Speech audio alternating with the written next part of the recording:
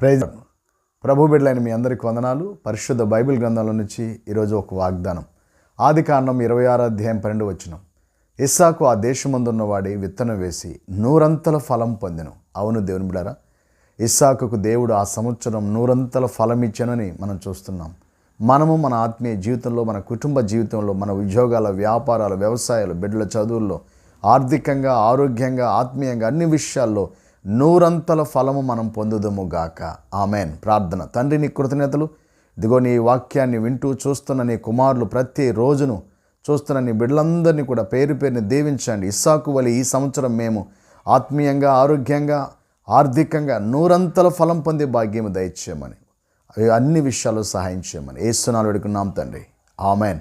దేవుని కృపాక్షేమము, దీవెన, ఆశీర్వాదము, ఆయన నూరంతల ఆశీర్వాదాలు మనకి తోడైనను గాక. ఆమెన్. God bless you.